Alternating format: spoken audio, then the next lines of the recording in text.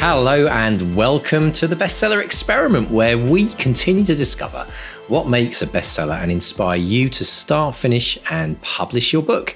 I'm Mark DeVoe. And I'm Mark Stay. And a big thank you, as always, to you wonderful people out there who keep this podcast going with your support, either as an academy on the Bestseller Academy or our patrons on Patreon. If you want to support the podcast, go to bestsellerexperiment.com/support. If you want to find out more about the academy, go to academy.bestsellerexperiment.com. You get me and Mr. D as your personal tutors, all sorts of wonderful stuff. Now, if you support the podcast, you get access to our deep dives. We've had a run of absolutely brilliant deep dives recently. We were speaking to Stuart Gibbon about police procedurals in the UK. We were talking to Jenny Garras about bookouture.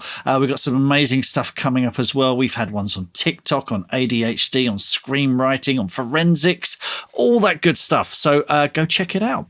Mr. D, how are you? I'm doing great. I'm getting very excited, Mark, because we've got the monthly, 200 words a day in May challenge coming up, which I'm super excited about. For anyone that missed last week's episode or didn't make it quite to the end of the episode, we have a new challenge for you.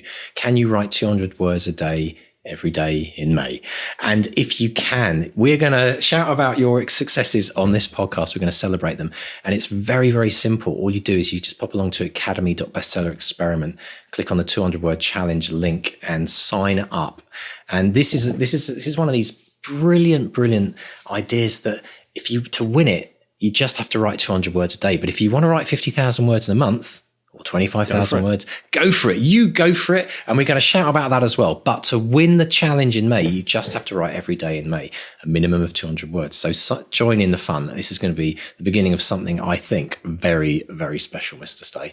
Very special indeed. A couple more dates for your diary. Now, this week, 27th of April, the Unwelcome spoiler special. So if you've seen my film Unwelcome, I'm sure you've got questions about it. Well, they're going to get answers. And we're going to have some special guests. So we might be getting the director, John Wright, along. I know he's busy. VFX supervisor, Paddy Eason, who's worked on Harry Potter and Bond movies and all sorts of great stuff like that. Cinematographer, Hamish Doyne Ditmas. He's worked on some massive films as well. And our first AD, Terry Bamber, his first movie, The Man with the Golden Gun. And we got the actor Rick Warden, who's been in shows like Band of Brothers and HBO's Rome, and he's our Red Cap Wrangler. So we're getting all those along to answer your questions. It's going to be really, really good fun.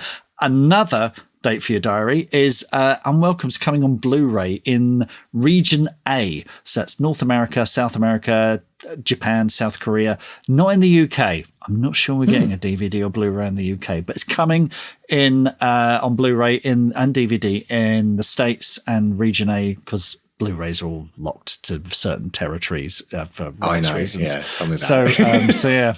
So check that out. I'll put a link in the show notes so you can check that out as well. Brilliant. And if it's before midday in the UK on the Monday, and you're listening to this podcast, or it's even, I think, Sunday. Some people get to hear the podcast on Sundays in North America because it comes out 8 hours earlier, in quotes.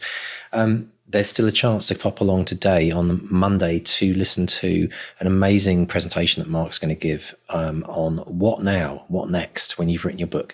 Or if you're planning to write a book, starting to think about what you might want to do once you've written it. This is going to be a great opportunity for you to come into the Academy as a guest and listen to a great presentation with a really great Q&A session at the end where you can ask all your burning questions as well. I'll be there as well. So join us both. And the way to get involved in that is if you're in the Academy, you've already know about it because we've sent you our weekly newsletter with all the information. If you're a patron, you will already know about it because you've received it. But if you're not a patron or Academy member, then sign up to either of those right now and you can join us at midday UK time. 8 p.m. UK time, midday PST West Coast. Now, Mark, we're going to dive straight into this incredible interview we've got this week. Tell us about our special guest.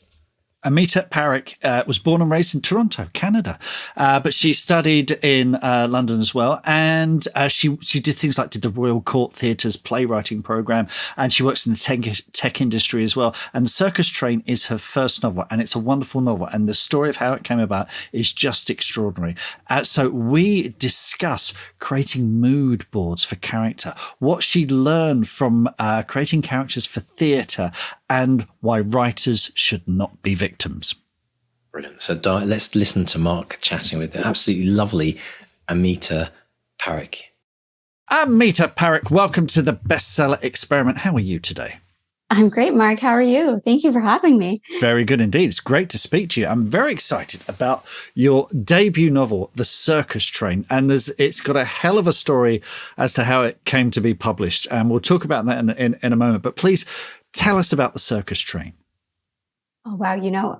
We just talked briefly, and I spent 6 years writing it, so it's hard to sum it up in a sentence. But it's essentially the story of a young girl named Lena, who her father is an illusionist. They live on board a luxurious circus train that crisscrosses Europe.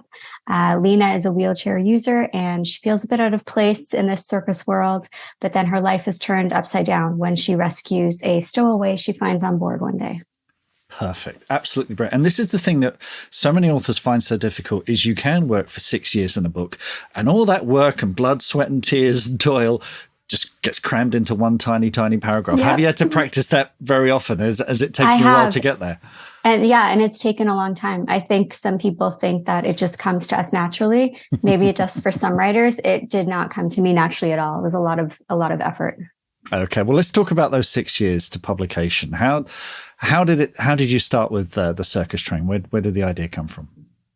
Yeah, so I started with the characters, actually. So I always knew I wanted to tell a story about a father who is a magician or an illusionist and his daughter. I love magic. I've just loved it since I was a kid.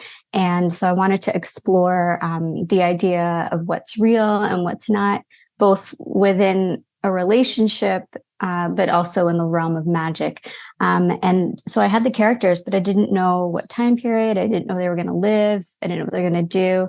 And I got lost one day when I was living in London, looking for the tube, as one does. Easily and done. I stumbled upon a Greek cultural center that I didn't even know existed.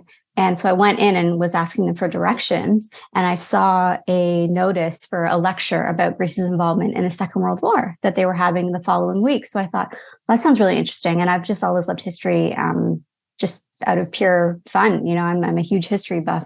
So I went back the following week, and I learned all the stuff about, the occupation of Greece during the Second World War. I really, apart from Captain Corelli's mandolin, I couldn't remember any books that had necessarily been written about it in depth.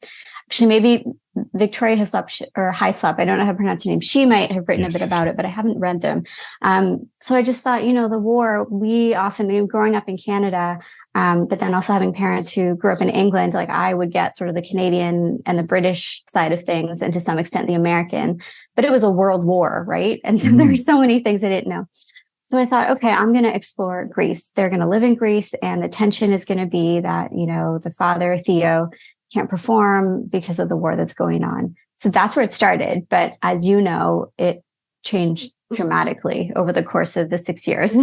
Absolutely. I'd like to come to that in a second, but have you ever thought, if you hadn't got lost that day, if you hadn't stopped and asked for directions, would this novel even exist? No. I mean, I think it would exist in the sense that Theo, who's the father, and Lena, who's our main character, they would exist in some place somewhere, but I don't think it would have been this story. So, I mean, that was just sort of the case of serendipity, I guess. Really, it really is. Yeah. That's amazing. Absolutely amazing. So yes, the book did change over time. I think initially it was, am I right in thinking it was just set in Greece to start with? Yeah, it was just set in Greece, and then it went to a different location, kind of for the latter third of the novel. I don't want to give away too many spoilers, so I won't talk about that. But yeah, it was in one place, and it's called the Circus Train. The train didn't exist for, I would say, the first 4 years of writing it, working on it. Really? Wow. So what was it? What was it before then? What sort of dead ends were you going down before you? So the original title was The Illusionist's Daughter. So it was very much, still about kind of Lena's story and her journey. But it was, like I said, they were living in Greece because they were there during kind of the occupation, and they couldn't leave and they couldn't move. And it was, I would say it was a little more true to life, to be honest, because the thing with the train and kind of traveling around Europe during a war is, the reality is that it really wouldn't have been possible. I mean, initially it could have been, and this sort of does happen a bit in the book too, where you can see it building, you can see the stakes getting higher and higher, where they're traveling, they're getting stopped more and more, and then performers are leaving because they're worried about their livelihood and whatnot. So, but they still wouldn't have been able to go as much as they did. So I did take liberties in the final version, but essentially, I finished writing the book many times with it set kind of just in Greece, and then, in another location. Train didn't exist, nothing. And the feedback I was getting from agents was, we like it. There's something here. It's not enough. And especially by the end, I think people kind of thought the beginning was good, but then they're like, there's not enough tension. It's just falling a bit flat. And that's hard to hear as a writer. Yes, it is. How did you, I think a lot of people might have given up or written something else, but you stuck with this. What was it that kept you going, and what were the key changes that you made? Yeah, so it sounds a bit cliched to say I just believed in the characters, but I did think there was a story there, even if I hadn't quite figured out the kernel of it. But what's funny is I did end up writing something else. So I'll get back to that in a second. But What happened was I kind of, had gotten another round of feedback. I think I went through 3 or 4 rounds of submitting to agents with different versions, and they were all lovely. I mean, they took the time to give me feedback, very supportive, but ultimately nobody said yes, right? Mm-hmm. So I was going through kind of what isn't hitting right with everybody. And I thought, okay, well, if there's not enough tension or conflict, I'm like, what would make it worse? What would really elevate this story? And one thing that had never really sat well with me when I started writing it was the idea that Theo, who's this magnificent illusionist, was grounded in one place. And I thought, actually, what would raise the stakes even more and add that level of tension and conflict is if I didn't keep him in one place and actually made them go around Europe during the war. I mean, that has so much built-in conflict in a way, which maybe as a writer, that's a bit of a cheat. It's like I didn't have to create the conflict, it was there. But I thought, well, that would be really interesting. And then I thought to myself as well, because then it has so many well, what happens, and will they survive, and will this work, and can they keep working, and this and that. And as it kind of escalates and as the years go by, you sort of see what happens, right? So I put them on a train and I sent them all over the continent, and that really changed things a lot. I mean, Lena had always felt kind of out of place and whatnot, but again, I just think having it on that train and having the contrast between this opulent, beautiful circus and kind of war-torn Europe was what changed it for me and for agents in the end. See, I don't think that's a cheat. I think that's you simply throwing your characters into a high-stakes situation, which is kind of what we do. Yeah, And what I love about this is all the way through this process, those characters, that core of characters has always been there. So let's talk about how you work on the characters, because as I understand it, you create mood boards for your characters and then you create little situations for them to see how they react. Yeah. Can you tell us about that?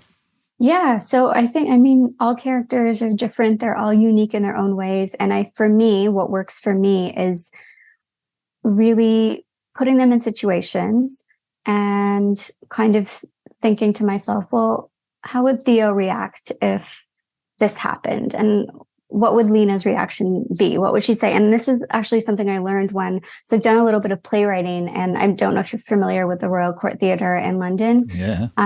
Yeah. So I was on their kind of beginner playwright scheme. Wow. And this was an exercise we did when we were creating characters.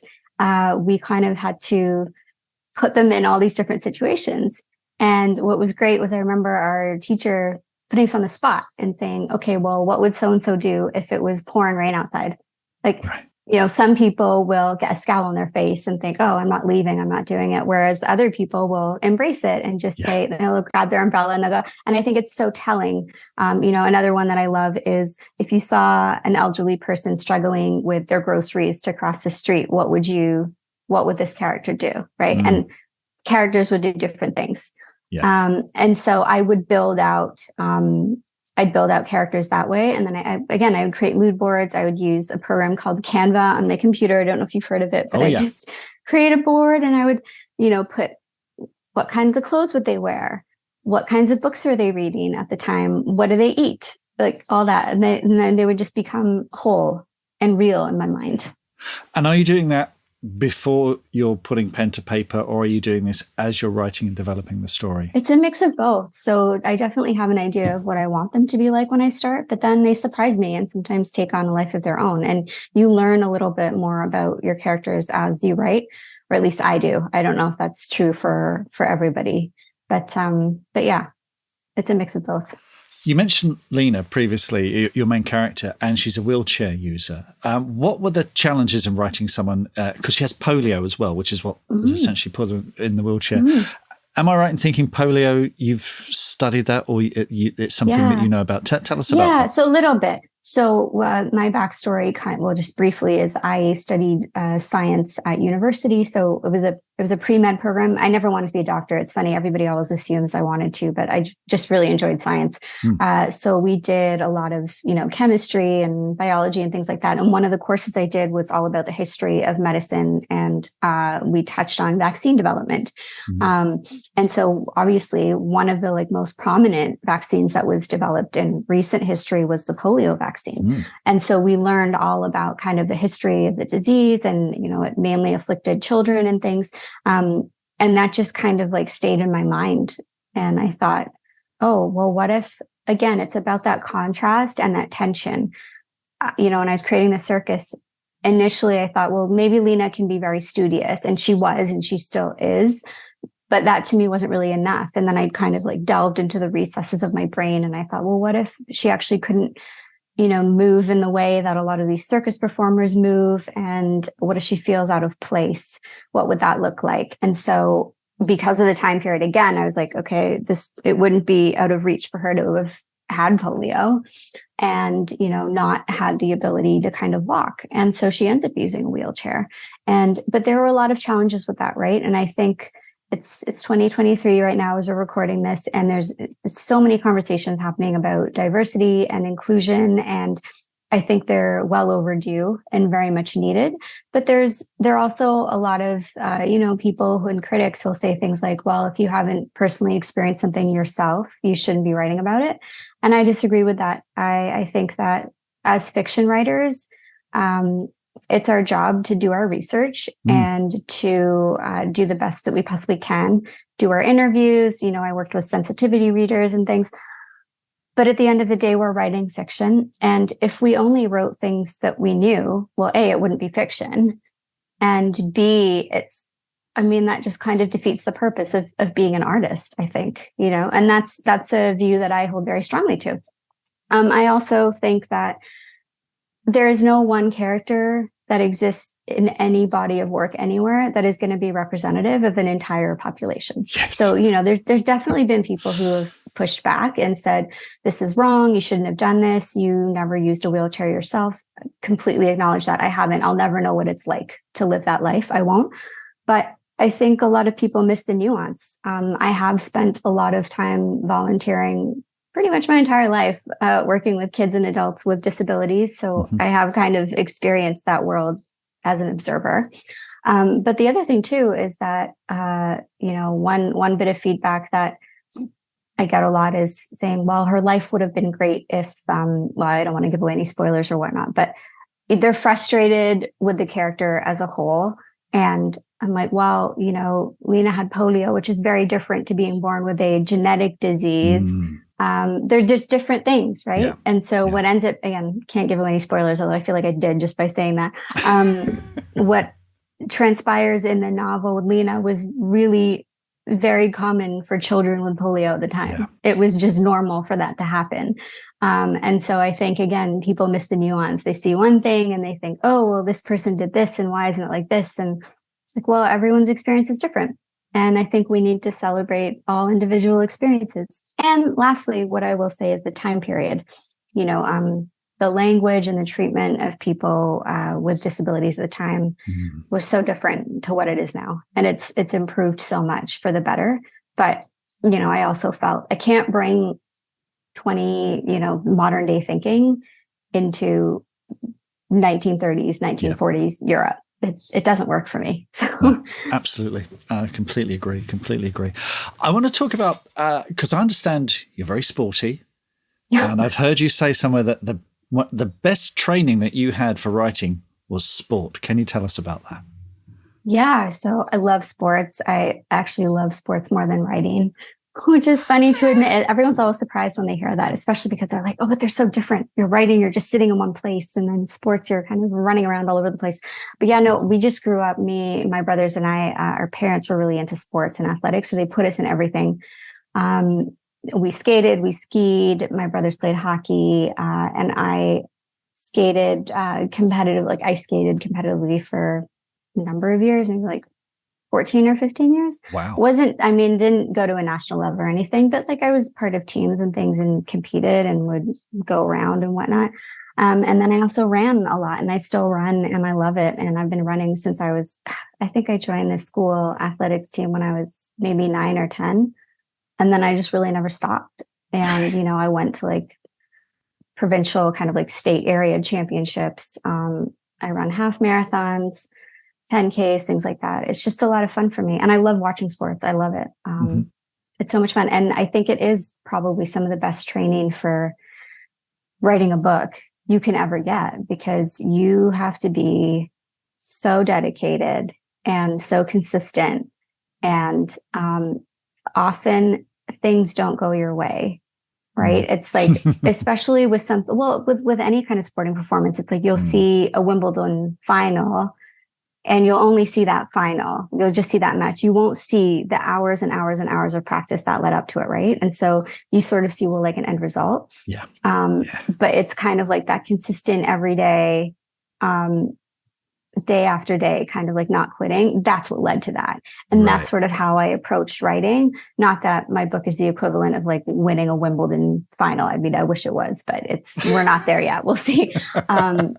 But I kind of just said to myself, all right, if this is what you want to do, because I didn't study creative writing at university or anything, right? I just kind of was working, and I'd always wanted to do something creative, but hadn't figured out what that looked like yet.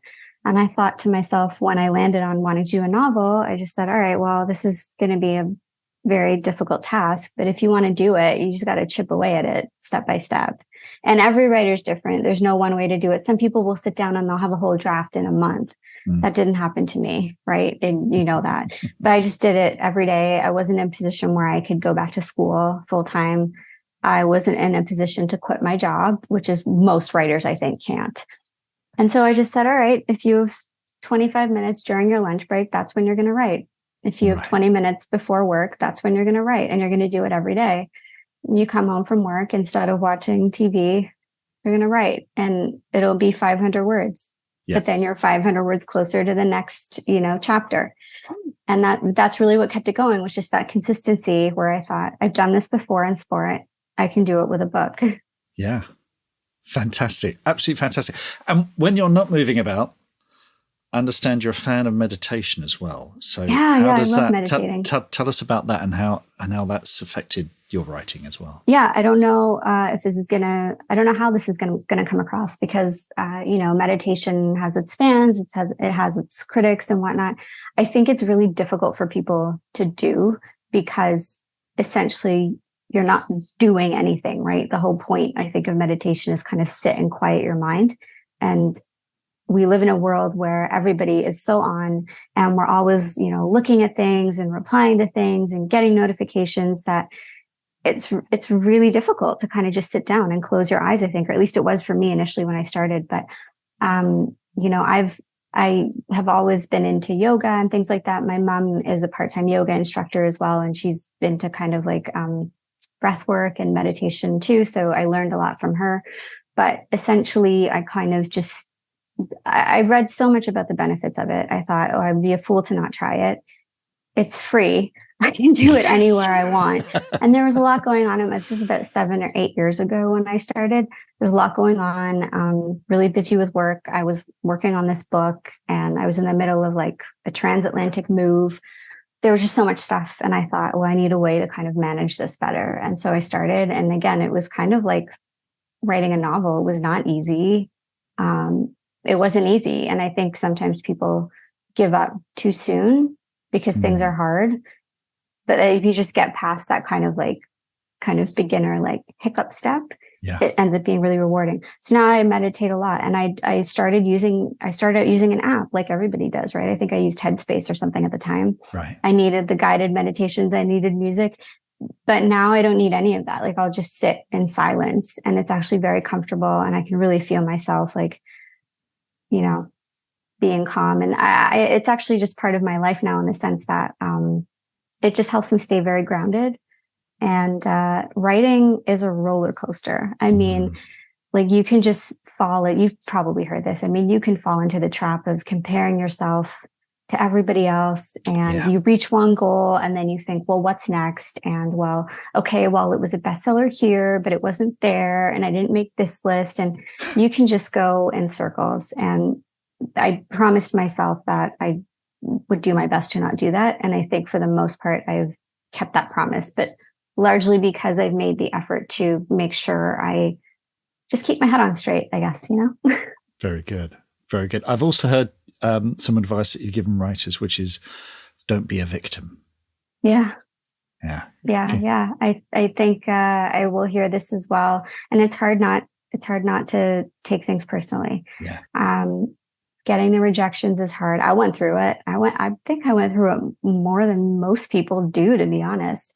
But instead of sort of saying things like, well, this agent doesn't know what they're talking about, and this editor has bad taste, all things I've heard, or seen on writer Twitter or whatnot, right? Like I get it. It's hard. If you're getting those bits of feedback, maybe instead of being a victim and blaming other people for not having a book deal or so, you should look at your work and ask yourself, okay, why isn't it resonating? What am I missing or so? And I say that with a grain of salt because let's be honest, publishing is a business. Publishers need to make money. I think this is something that some writers miss too. If publishers can't figure out a way to sell your work, everybody's going to lose out, right? So of course there are things that are more commercially viable from the outset. I mean, by sheer virtue of writing about a circus and World War II, that put me in a more favorable position than a lot of other writers who are, writing literary fiction, say, or something that's a little more experimental or out there. Yeah. I get that. I'm not saying write to market, but also, don't be a victim. If your work isn't hitting the right notes with the right people, take a class, get feedback, hire a freelance editor, right? Do something rather than complain, right? Because it's like, well, the time's going to pass anyway. You can keep complaining or you can try and do something about it. That's just the way I see it. Very good. I also saw somewhere that you're developing a scholarship for underrepresented writers. Can you tell us about that? Yeah, a little bit. So essentially, I'm just I'm in talks actually with the place where I did my course. So I ended up doing a night course at Curtis Brown Creative. So Curtis Brown is a literary agency, which I'm sure you've heard of them. But they started running writing courses a couple of years ago. And I was living in London at the time. And I just thought, well, this would give me a bit of structure and training because I really had no idea what I was doing. And it would allow me to meet other people who write. And, I could work with them in workshop work and whatnot. So I applied to, at the time, I think they were all you had to actually submit an application to get in. Like you couldn't just sign up and pay for it, which I think is good because there was like a layer of sort of, it was a merit-based course. I didn't get in the first time. And then I applied again and I don't even know if I got in the second time. I think I did. I can't remember, but it wasn't an overnight kind of, you're in immediately. I was just sort of like right on the bubble. And then they let me know, they're like, you're in. So I was like, oh, great. And I loved it, but it took me a year to save up enough money to even apply for the course because it was very expensive and living in London is expensive. And so, I personally got so much out of that course. It was so good. And so I'm working with them hopefully to fund a spot for another writer who, may not have the financial means to do so because it's a lot of money. And that's just a huge barrier to entry for so many people. And I was lucky, I'm lucky. I have a job. It pays me relatively well. I don't rely solely on my writing income to live. A lot of people aren't in that position. So I just thought, you know what? I'm in a fortunate position. I got lucky with this. I want to pay it forward a little bit. So hopefully you'll be able to like sort out all the details, and that'll be live at some point this year. Fantastic. And what's coming next after the Circus Train? Well, I'm working on a second book right now. It is another historical fiction, different time period though. So it's set between Paris, kind of Belle Epoque Paris, the tail end of that period, and actually modern day New York. So it's a dual timeline. And there's kind of like two different stories that end up coming together. It's been a lot of fun to write. I've really been enjoying it. And I'm just looking forward to see what comes of that. But we did a one book deal. I didn't have any ideas at the time we went out on submission with Circus Train. And, I was like, I don't know that this is going to be a career thing for me. I'm just going to see what happens with this book and see if there's interest in a second one. So we'll see what happens. We'll send it out hopefully soon, and they hopefully get a deal. Fantastic. Fingers crossed. Well, if previous form is anything to go by, your determination will see you through. Amita, thank you so much for speaking to us today, and hope to speak to you again soon. Oh, thank you so much, Mark. It was a pleasure. What are your writing dreams? Finishing that book, quitting the day job, becoming a best-selling author? Well, over 4 years, we've studied the advice of over 300 best-selling authors who've collectively sold over 500 million books. And we are excited to announce the Bestseller Academy. If you're ready to take your writing to the next level with accountability, craft, and coaching, your bestseller dreams are now only a click away. To find out more and apply, visit bestsellerexperiment.com/academy. That's bestsellerexperiment.com/academy.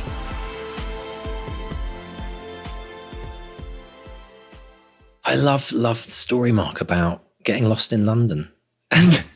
An entire career blossoming as a result. We talked last week about doing these walking tours. If you heard the extended version of the podcast, talked about how you might do a walking book launch tour. But the idea that Amita was walking around London, got lost, and then discovered this delightful place, which just opened up her imagination. And sometimes it's just about getting lost in London, isn't it? And seeing what happens.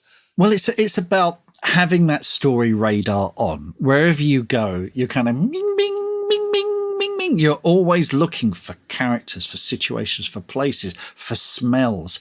This is why I carry a notebook with me everywhere I go. Or if something occurs to me, and the notebook's not here, then I send an email to myself or put a thing in notes or whatever. I think it's essential to just have your story brain always engaged, because the weird things that are strange and specific to you that you think no one else will understand, or those strange, quirky little things that you saw in the street, or something that someone said, they will resonate in a way that you will be completely surprised by. It's always the weird stuff that I put in my stories that people go, I really related to that, or I totally got that, or whatever. So yeah, develop that radar, that story radar, because you will get lost and ask for directions one day, and then you'll have a conversation with someone that could, as happened with Amita, completely change your life. And it takes a little getting used to, because we all, especially if we do the same thing every day, if we I used to get on the same train, take the same walk to work, sit at the same desk, and it kind of numbs you to the world around you. So I would do things in my lunch break. If I wasn't writing, I would go for a walk and just, go somewhere different that I'd never been before. Visit a market, or, a library, or a shop that you've never been in before, and just take it in and learn something new, because it's all grist to the mill. Yeah. And for me as well, it's about the difference between searching versus discovering. So as authors, we're often looking for something. We're searching for something, and we get frustrated because we can't find it. It's like the kids' Easter egg hunt, and they don't find that one chocolate that you've stuck in some obscure place, and you find it 6 months later. If you had that, you're like, oh my God, look at that. Is that still there? Is it edible? That's the thing I always ask. But the difference is it's between searching versus discovering. And Amita's experience of getting lost in London is a really good reminder to all of us to sometimes just show up and allow what is there to be discovered to be found by us. And to be present in the moment of allowing yourself to let whatever needs to kind of appear and go, wow, that was cool. And it's the difference between, I remember doing these two different types of holidays, where one holiday was very planned, like it was traveling, like driving around. We would go in different places in New Zealand, actually. And we planned the first week very structured, and we had to be there on this day, and we booked all of the accommodation in advance. Anyway, it was a nightmare. We had kids in the back. Nothing went to plan. We got stressed because we weren't following the schedule. And after the first week, we thought, this is ridiculous. We're meant to be enjoying ourselves. It's meant to be a beautiful experience. So we said, let's just literally roll the dice. Let's just decide. We wake up when we wake up. We drive as much as we drive. And when we get somewhere and we don't quite know where to go, we go right, left or right? I don't know, left. And it was literally just fate. We just let the road take us where it wanted to take us. And I've got to say, if you compared the 2 weeks, the second week was full of surprises, delight, unbelievable things that we would never have discovered off the beaten track. And it was way more of an experience. And when you think about what writing is, for us as authors, writing is all about the experience of writing. So which one would you prefer? So it's good to remember that sometimes you just need to get lost and then see what happens. It's there was a book by Danny Wallace called Yes Man. Oh yeah, I read that book. And it became a movie as well. And he just says yes to everything. Yeah, and it just opens doors, Totally. And I think it's whenever I've done that, I've never regretted. Well, maybe occasionally, hardly ever regretted it. Yeah, you always discover You always discover something. It's always a good idea. Now, talking of going on a journey, I love the fact that Amita. Yeah, you see, I did that. Yeah, Amita talked about. Everything changed for her when she put her protagonist on a journey. And I found that really fascinating. She was like stuck in this one place. And you talked about, the importance of taking a character out of their comfort zone. Yeah, I mean, for a book called The Circus Train, the train didn't exist for the first 4 years of development. It was, what was it called? The Illusionist Daughter. So she had her characters there and they were kind of in one place. And I think it is... in this case, it's a literal. She put them on a literal train and sent them on a literal journey. In the context of the story, but I think it's something that we have to do with our characters, which is push them out of their comfort zone. It's that crossing the threshold thing that they talk about in the hero's journey. Is that the hero's journey? There's that word again, journey. You do have to prod them out of the door sometimes and put them out of their comfort zone, and then test them, and that's when story happens. That's when stuff starts to come together. So when she was getting those rejections, saying we like it, but it's falling a bit flat. I think that might be why. Because, you've got, wonderful characters and beautifully, beautiful location. But if it's not going anywhere, then that's a problem. And I feel a lot of writers, particularly first-time writers, we love our characters so much, we don't want to test them or hurt them or harm them.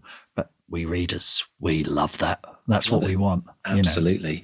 And this idea of no movement, I think, is really important as well, because we all know what happens to a pond or a body of water that doesn't have any movement. It becomes stagnant. And that, I think a lot of people, if you're listening to this right now and you think my novel feels stagnant, check and see if anything's not moving in it. And the thing I like about this idea of a journey as a backdrop is it gives us a template, because a journey has a start and an end, and it forces us into a model of like, well, where do they start and where am I going to, and what happens, what are the milestones along the way, what's the middle part of the journey. It kind of gives us a bit of a sense of structure. I really admire people. There's a couple of movies that came out during COVID, which really played on the isolation. I saw this one last night. I didn't see it, but I saw the premise of it. It was an idea of a married couple. I think the idea was that they were going to be given $5 million if they could stay in the same blank room for 4 months together. God, that's the premise of the movie. And I'm like, wow, that's a challenge from a writing perspective. Great from terms of set costs and the like, but man, is that a hard thing to do? Challenge. But even within that, there's a journey. It's a time, it's an the emotional day journey. one. You're putting people out of their comfort zone. And it's exactly that thing. It's not just about literally going on a journey. I've got my backpack, and the car boot's filled up and we're going off on a drive. It's like, it's anything which you can kind of chronologically time stamp. And I think that for me is so important. If you haven't got that in your novel, it could be the one thing that's not moving it forward, literally, because that's what we do when we go on a journey. The thing we talk about all the time in the Academy is that story is about a character's journey of change. They start as one thing and they end up as essentially the opposite of that thing. And that's what we love in stories. We love to see someone go on an adventure, change, and then we all learn something from that. That's what we react to. That's what resonates with us. Totally. Journeys are three-dimensional as well. It's wow. We could do a whole course on just journeys. Could be my gosh. Mm-hmm. But folks, if you found these chats that we do after the interviews interesting, we do an extended version of them. And today, if you are an Academy member or a patron of the podcast, we're going to talk about how it took Amita 6 years to write a novel, how you have to believe in your characters. We're going to talk about what agent submission rounds are. This is something Amita talk about, which is an interesting idea of rounds. I think it's a very important thing to grasp as you're going on that journey. We're going to talk about how any university degree or any form of education is always of value within your writing. We're going to talk about how sport is like writing, the importance of writing every day consistently. And Mark, we're going to delve into something that I know is something I didn't think we'd be talking about 4 or 5 years ago. We're talking about meditation and how it can help you writing. And Mark's going to talk a little bit about his experiences, and I'll delve into that as well. And finally, we're going to talk about the importance of not being a victim. If we can all learn to do that, wow, what rewards await us as a writer. So if any of that excites you, and you also were excited by the idea of supporting this podcast, then please pop along to bestsellerexperiment.com/support, sign up to become a patron, and you'll get access to all of our extended editions. Welcome everyone to this extended edition of the podcast. And we're going to dive straight in by talking about, quite quickly, but it wasn't quick for Amita, 6 years to write a novel, Mark. Is that a record? I'm trying to think back. No. I mean, we've had Witches of Woodville. I go back at least 12 years, I think. Finally, I'm blogging a lot. I'm doing sort of 10 years ago, because Robot Overlords was just going into production. And I've got notes there because it was called Winter's Book of Myths and Magic. And I've got notes in my diary there saying, oh, so-and-so liked this and gave me some notes. So it's 6 years. I think that's, that's about average. Short term, isn't it? Short term. I think it's great. It feels, we all sit there, NaNoWriMo, people think, oh, I write it in a month. No, you might get a first draft down, but that is just the beginning. The idea that you might, we started this whole podcast on the premise of write it in a year, which we managed. But it was a push, wasn't it? It was a push and a half. So, and particularly if it's your first novel as well, you 6 years you're learning to write a novel for the first time. You're learning the whole process of first, second, third drafts, getting feedback, editing, submitting. All of that stuff is a steep learning curve. Second to third time round, there's still lots to learn, but you've kind of been through it the first time, and you carry a lot of that knowledge forward. I think it's important to encourage people that ultimately, hearing all of these things about how quickly or how long it takes people to write novels is good encouragement for you if you've been struggling for many years. But at the end of the day, the bottom line is it will take you as long as it takes you to write your novel. The principle is when you write your second novel, it will take you less time, typically, on average, because like Mark said, you've been through that process. You've learned a lot of the firsts. You've made a lot of the mistakes that the first time authors make, and it speeds up. So, if it is taking you, 6 months to write your first novel, well, great. Your second novel might be coming under that. If it's taking you 6 years, you might write it in 3 years or 1 year. The point is that it will take you as long as it will take you, and that's okay. I don't think anyone should beat themselves up about how long it's taken them to write. Well, I can attest this because, Claire, she did the first draft of her novel on the 200-word challenge. Actually did it quite quickly. That was about 3 years ago. 3 years ago, yeah. And we finished a draft sort of the beginning of the year, and we got some feedback that was encouraging, but it basically said, you need to rethink this, which we have. And so Claire has gone back and essentially doing a page one rewrite. Wow. And I've said to her, I know this might feel, but I said, this isn't unusual. This is not unusual, because the feedback we got has inspired, she's gone, actually, I know how I can make this better, but it requires a lot of work. And that's not unusual. That's, if you're doing that, that's great, because it just means the book you do produce will be so much better than the one you thought you were going to produce. And you'll be such a better writer by the end of that process. No question. That is the bit that you never lose. You always bank that, to take forward in anything you do in the future. Yeah, I mean, I look back at those diary entries from 10 years ago, and I think, thank the writing gods that I never put that version of Witches of Woodville out there, because it just wasn't good enough. Just wasn't good enough, Yeah, brilliant stuff. Phew. Now, Amita also talks about believing in character as well. Well, I mean, I talked last week about self-belief and believing in ourselves as authors, which is really important. But that also translates into believing in your character, because if you don't believe in your character, how on earth do you expect a reader to believe in it? And so that has to really be the litmus test, doesn't it, Mark? It does, but you have to work at bringing them to life. You can't just say, oh, I've got a hero and they're wonderful. And what she did, and it's interesting that she did this playwright scheme at the Royal Court, and they do an exercise for creating characters. And it's something I talk about in the Academy a lot as well. And where if I say to people, we often get people in the Academy saying, oh, my characters feel a bit the same. I'm having trouble making them feel distinct. And I suggest an exercise very similar to the one that Amita was talking about, where you give them a situation and see how they all react differently. So how would they react if they dropped their cell phone in the toilet, basically? or how do they react when the Wi-Fi goes down? Or how do they all react to the same situation? And it's funny, we were talking about this and I came across a clip the other day which illustrates it so brilliantly well. There's a BBC TV comedy called Outlaws. In the States, it was called The Outlaws. It's written by Stephen Merchant. And there's a scene where it's about people doing community service. So they've all done some minor misdemeanor crime and they've all got to help paint a youth centre. And it's such a genius premise.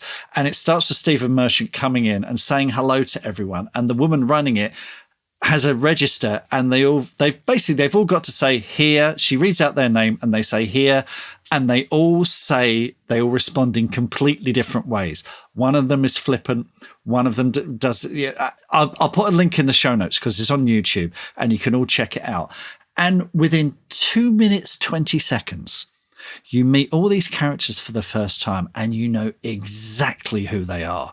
It's genius writing. It's genius level writing, because you immediately go, well, I know exactly who all these people are, how they're going to react in certain situations. I'm in.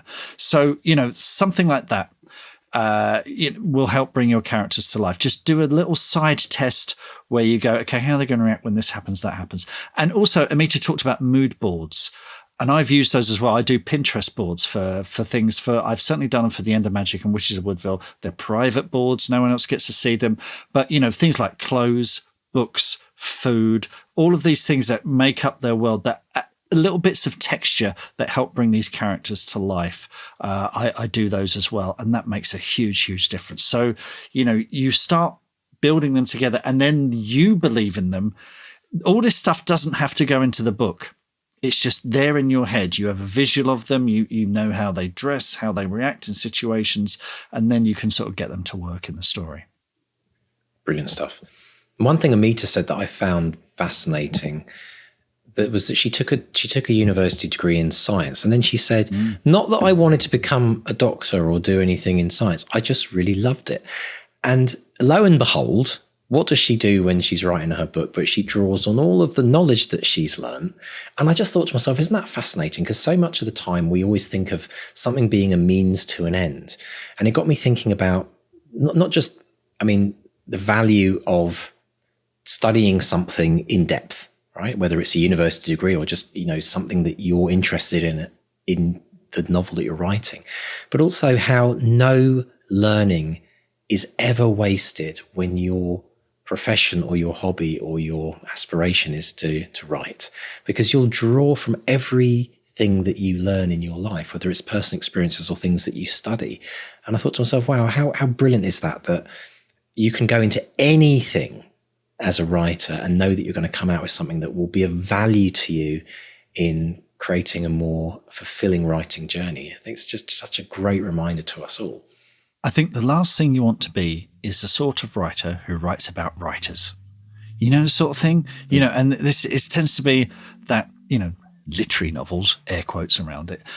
You know, so many of those are, you know, are about a novelist who can't finish his book or whatever. And it's like, you know, whereas if you're someone who's curious about the world, you've got something unique about you. And also it helps because you'll have people who come from different backgrounds. They might have worked in, I don't know, engineering or in science, as Amita did, or they might be a sports person or whatever, and they think, well, I can't write a book. I'm not a novelist. I haven't trained to do it. Well, first of all, come to the academy. We'll teach you how.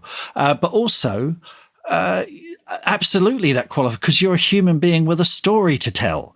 All right. So there is a craft to it, building habits, learning how to write, that sort of thing. But the most important thing you do is develop your voice. And if that means you're someone with a background in science or whatever it is, then that's going to be different and unique. And it's not going to be yet another bloke writing about, you know, trying to write his novel. Yeah. It's a really, really value. I mean, the other thing is, I think we talked last week about stagnation, about things, and this week about stagnation. And I also think that we stagnate as people, as writers, people, however you want to term it. But when we don't learn, when we don't, even every day, I love to learn something new every day. It's just something that feeds my interest, feeds my soul in many ways. And so I think a lot of people, if you're finding that you're stagnating within your writing, it's probably maybe because you're not learning something new. Because it's the thing I don't know about you, Mark, but playing guitar, I mean, I know you play guitar as well. I always use this analogy that we play guitar and then we always hit this ceiling and we just can't get beyond that ceiling. And the only way to break through to something new is to like pick up a tip from someone on YouTube or take a guitar lesson, and then suddenly it's like, oh, and it unlocks something new, and then suddenly you grow and you feel excited about it again rather than feeling stuck. 100%. I've learned more rehearsing with other musicians than I ever did, you know, just noodling sitting about. in your room noodling. Yeah. And likewise, you're absolutely right. Writers, we need to be curious people. We tell stories, but we have to be fascinated with stories. And they can be stories about what someone did at work today, how something came about in the world. You know, the curiosity about how things happen. And that might mean going on a course and learning something, or it might mean, you know, exploring and getting lost in London and going down, you know, a road that we've never been before. So that curiosity that's, you know, I talked about that story radar. It always needs to be on. Brilliant. Now, Amita made a brilliant comparison to writing and sports. It doesn't come up much, does it? I need like that, yeah. as a sporty kind of guy, I loved the analogies that she used. She said the word, you have to be dedicated. You have to be consistent. Yeah. You have to allow things to not go the way that you always expect them to or want them to. And then she said, and you can't quit. And those are four of the most important attributes that make a brilliant author. The dedication and consistency. I mean, she talked about writing, you know, for 20, 25 minutes every day. But it's so obvious in sport, isn't it, Mark?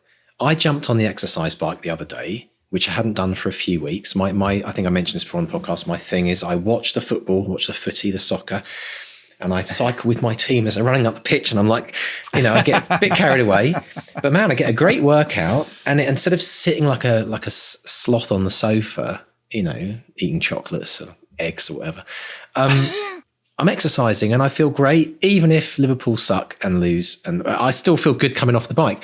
But man, did my butt hurt the next 3 days, right? TMI, but it's like just a bit. But the thing is, we got to, like, it's so obvious in exercise and sports. Yoga's another great one. Like you try stretching and you know where you could stretch to 3 weeks ago when you last tried to stretch, and you think, oh, blimey, my hamstrings are tight today. It's like we can measure it to such fine degrees, and we feel it when our body goes, yeah, you kind of overdid it a bit. Maybe you should do it a bit more often, then you won't feel the pain. Well, what if we learn from that as writers? It's about writing consistently. It's about not letting our body get out of shape so it aches for days, or it's hard to get back into running down the road because you haven't done anything in 2 months. It's exactly the same for writing, yet we feel the frustration. I guess that's the equivalent of the aches and pains, but we just don't get that often. We think, I'll just write a ton and then write for nothing for a few weeks. It's like, let's learn from nature. There's so much that we can be taught. The thing that resonated with me actually was when she said, in sport, often things don't go your way, and you see this all the time in any sport. You know, the underdogs who don't get the last minute goal, the false start, the second false start on the 100 meters of the Olympics, right? Yeah, the tennis player who snaps a tendon the day before the big final. These things happen all the time, but that's the test. That's the test. You pick yourself up and you try again. Maybe allow time for the tendon to heal. But likewise, when we get rejection, and this comes into one of the last points where I think we're going to talk about, which is this thing of don't be a victim, rather than thinking, okay, I've had bad luck, or this is the universe working against me, actually look at yourself and think, right, how can I do this better? How can I improve? What are the common bumps in the road? What are the common criticisms? Rather than, I think we can allow ourselves, if you've been rejected, maybe allow yourself to curl into a ball for a short while, but on the condition that you pick yourself up and dust yourself off, like the heroes of our novels and our stories that we love, and figure out, okay, how do I become stronger from this? Yeah. And also another thing that wasn't mentioned, but it's the way in sports that the unexpected always takes you by surprise. I was watching a football game. I've watched football for so many years. I played it for years as well. And I saw something I'd never seen before in a Premier League game on Sunday. And that was a Liverpool player, getting elbowed by an assistant referee. Really? Actually got hit by the assistant. And I was like, we were all satellites there on WhatsApp with my British mates going, did you just see that as well? It's like, and it's the same with writing. Is you put yourself in the arena, and unexpected things are going to happen, good things and bad things, and it's how you deal with them as a writer that really, really develops your dedication to the art, your consistency, and not quit and keep going. But it's important to know that to be open to all those things, and the most important thing is to try not to be surprised when they happen, or offended, or downtrodden, or whatever it might be for you. Like, don't be surprised, because things are always going to happen. Tales of the unexpected, right? Roald Dahl. And we want that. We want that in our lives as authors, because that's exactly what we want in our books for our protagonist and our antagonist. We want unexpected things to happen. So learn from what happens in your life and reflect those onto your characters. There's so much we can get there. Now, Mark, a few weeks ago, you made a bit of a revelation to me, and you said that you were trying out meditation.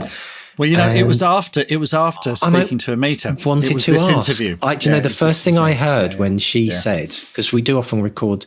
You're interviewing sometimes weeks. Sometimes we got like a list of like 9 months of authors to interview. We're having to turn people away right now because of that. Yeah.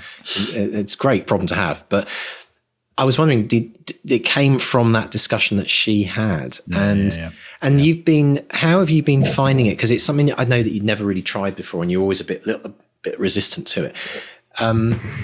I've not kept it up as regularly as I'd like, but at the time, I think we did this at the time the film came out, and it was a bit much. It was all getting a bit much. Loads going on, wasn't just finding a way to stop and slow down and take. I find I have to schedule it, which is very kind of very un-Zen in many ways. But I think the more busy our lives are, the more we have to make an appointment with ourselves to actually stop. and Well, take a breather. basically, what I'm doing is I'm sort of doing it just before I go to sleep, and I'm finding that I'm sleeping better.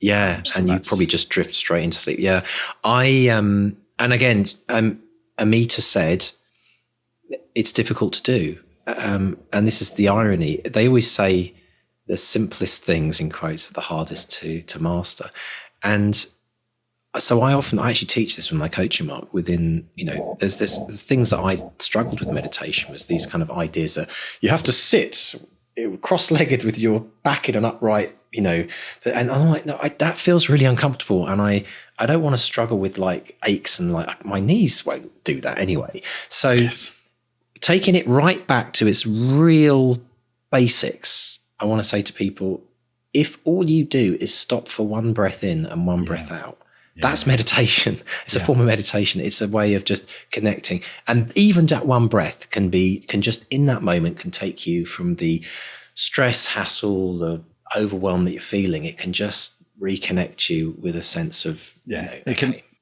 can happen anywhere. It can just be a few minutes. Exactly. You don't need to fetishize it and get a mat or joysticks or anything like that. You just need to take a moment. My teacher of meditation once said to me, he said, you can meditate at traffic lights. And he said, and believe you me, when the red light turns green, the person behind you will let you know. Isn't that brilliant? Anyway, I think if you are writing a lot, I think meditation, yoga in particular, something I've done for years and absolutely find massive for my mind, body and spirit. I mean, it's very cliche to say that, but it's true. It's important when we're sitting still for a lot of time during our day. It's important to do things that stretch our body out, because we do start to crumple in and be a bit like raisins over time. And we just so I see kind of yoga as almost like kind of the antidote to sitting in a chair writing. And if you've got both of those, then I mean, just for the health of a writer, you think about if you're going to be writing for the rest of your life, like back health, neck health, RSI injuries, all that stuff. Yoga is an antidote. We do this one thing with wrists where we kind of like reversing our wrists, and it kind of counters the pain that you might get otherwise if you just are always in that one position. So I think there's so much to this, and I think anyone that does it knows the benefits of it. But if you haven't tried it, be like Mark, give it a go, even if you think, it feels a bit. I haven't done yoga yet. I've drawn the line there. But yoga's just like it's just a very peaceful form of exercise, stretching, and it's kind of, honestly, for me, it feels like meditation. You come out of a yoga session feeling like you're floating on a cloud. Like, oh my gosh, it's like having a massage. You know that kind of feeling. Have you ever had a massage, Mark, where you kind of like you're just so blissed out and you're like, you're so at peace. It's weird. I do plank occasionally. Yeah. We do plank all the time in yoga. That's one of the things, and that's a brilliant exercise. Pronounce that carefully. That's a brilliant exercise. But a lot of people kind of like, they think, it's because it's connected to kind of Eastern culture, and we're all human beings. We're all dealing with our stuff, and anything that helps. Absolutely. I think there's no reason why meditation and yoga have become very popular, and I think it's because we've also seen this crazy increase in the amount of stress, overload, work, input, social media, emails, all the stuff we have to deal with every day. And this is a counter to that. But I think it makes us better writers as well, because it helps to clear our mind a bit and get to what we want to really write about. Now, Amita also talked about victimhood, and she had this very strong message for us, which is don't be a victim. It's a very important thing to remind ourselves as writers, isn't it? Yeah, well, as I said earlier, it's about learning from rejections and failure and picking yourself up and dusting yourself off. You can point the finger and blame and say, my publisher, my agent, the general public, but in the end, you've got to work with the hand that you're dealt, and some of us will have more opportunities than others for whatever reasons. And there are injustices in the world. We can't pretend that there aren't, but just sort of curling into a ball and whining about it ain't going to solve the problem. It's, you've got to dust yourself up and pick yourself up. It creates a much bigger problem as well, because I coach on this all the time, that when you choose, and it's a choice, when you choose to become a victim, you're also choosing to give up your power. You're giving your power to someone else. You are no longer, you believe, even though you still are, but you believe that you're no longer in control, or you have your own ability to make decisions because everything's controlled for you, and no, you can't. And it's amazing because there are people in this world that spend their entire life being victims, and what they don't realize is they're choosing to be a victim. Like, I mean, I can talk about, if I wanted to be a victim, losing my wife to cancer, I could have spent years of my life feeling, why me? I could have curled up in a ball for the last 5-6 years, but I thought, no, I'm going to take what I can from it and learn from it and decide that maybe, there's a reason to live, right? Because of what my wife didn't get. But I see other people who become victims of things that happened that they couldn't control. So just remember, everyone, it's a choice that you make. You choose to be a victim. And if you do that, you're also choosing to give away all of your power. And then whatever happens to you in life happens to you because of that. And it's a seductive path as well, because you've got the "you okay, hun" culture, because social media exacerbates this. Because if you go and say, "Oh, life is so unfair," and you go, "Oh, you okay, hun," it's you can wallow in that, and it's a really slippery slope. And I see people just spend their whole lives complaining. Well, an interesting thing about depression, actually, which is interesting to bring up, is that obviously there's clinical depression, there's chemical, medical reasons why people get depressed, but there are some people that feel depressed because they don't feel loved and supported, and that's totally understandable. Classic example: I was at a conference once, and there was a nurse who'd come home. She had 5 kids or something. She spent a whole day looking after other people. She'd come home and look after all her family members. No one looked after her. And she got really down. She was like, who's looking after me? And she got really down. And then everyone started noticing she was feeling down, and they started saying, are you all right? And she was like, no, I'm kind of like feeling a bit sad and depressed. And they put her arm around her and said, oh, I'm sorry that you're feeling down. Is there anything we can do to help? And then they'd check in with her. Friends would check in and be doing all right. Should we go out? Do you want to talk about it? And that lifted her out of her depression, quotes, right? And then as soon as she was out of a depression and she said to people, yeah, I'm feeling a lot better, everyone's like, oh, great. And they all got off with their own lives. They all disappeared, right? Off they went. No calls, no, how are you doing? You doing all right? And the same cycle repeated. She realized that no one was like looking after her. And then that made her sad. And she went down into that place again. And then people noticed that she wasn't doing great. And they said, how are you doing? And the problem with that is it can become a cause and effect, right? It's like you have to get sad in order to get the love that you need. And so it can be a vicious circle in some instances. And I've seen that with people in my life. I've noticed it a little bit in my life as well. It's like it is when we're struggling, we need people to reach out and help us. And so where am I going with all this? It's very important as a writer that you don't find yourself in that downward spiral, that what you become is this writer that just beats yourself up all the time. Oh, it's so hard. I don't know. I'm a crappy writer. I'm never going to finish this book. I'm this. And then people go, no, you can do it. You can do it. Encouraging you to get out of that mindset. The most important thing is to just try and stay in that positive mindset as much of the time as you can, and not get into that, see yourself getting into that debt cycle, I call it, where you kind of keep going down and down and down, and then you have to get pulled out by someone else. Yeah. I mean, all the usual caveats apply. We're 2 white blokes who've had it a lot easier than a lot of people, and there are genuine injustices in the world, and people do have reasons to gripe. Of course. Absolutely. You're absolutely right. I think that, you only get one shot at this life, and it's up to us to make the most of it. And, take lessons from when you get kicked in the teeth by life, Yeah, and also build that self-awareness as well. I think that's the bit that it is important to spend a bit of time stopping and thinking about what's going on in your life, and stopping and thinking about how you're dealing with things, and how you can get support and help if you're struggling with stuff. It's about that self-awareness to be able to stand outside of your life and look in and go, what's actually going on here, and what can I change? What am I not a victim to? And all of that, the lessons that you learn going through that process will make you a better writer, will give you more fodder for your characters, right? Because you need that. If you feel it and you understand it, then great, put it in there. But at the same time, it's going to make you a better writer. You've got to train to be a good writer. And it's not just about the craft, it's about the inner game, isn't it? Yeah. Right? Because if you can't keep yourself going mentally, emotionally, you're going to struggle writing a book.